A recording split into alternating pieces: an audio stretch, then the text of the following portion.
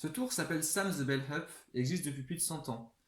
Mais là, vous allez voir ma version, celle que j'ai présentée et que j'appellerai le 654 pour faire plus simple. Bon visionnage.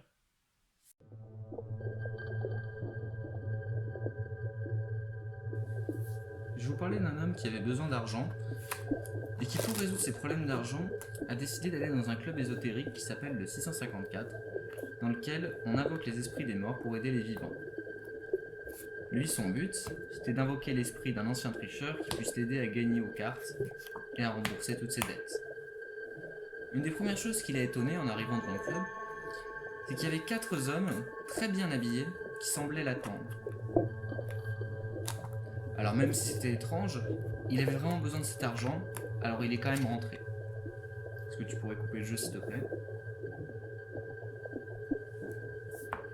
Une fois rentré, il passe par 3 couloirs différents plongés dans l'ombre, pour finalement arriver dans une petite pièce où 4 dames semblent attendre autour d'une table.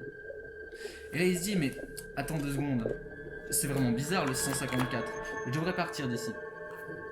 Est-ce que tu pourrais couper le jeu s'il te plaît? Pour repartir, il passe donc à nouveau dans les 3 couloirs, et arrivé au bout, il tombe nez à nez avec 4 jeunes hommes, dont celui qui avait conseillé de venir. Et il lui dit, mais attends 2 secondes, c'est vraiment super le 154, tu devrais rester.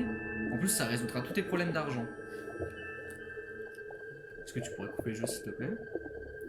Alors finalement, il se laisse convaincre, et il repasse par les 3 mêmes couloirs par lesquels il était venu et reparti. Et la séance commence.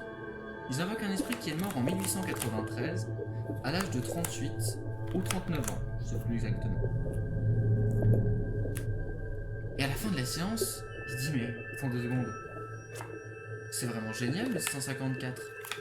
Ça peut vraiment résoudre tous mes problèmes d'argent. Alors pour vérifier ça, il sort 4 cartes au hasard de son jeu.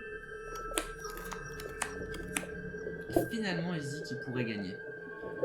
Alors il ne réfléchit pas à 2 fois, et il va tester sa chance dans une vraie partie de poker.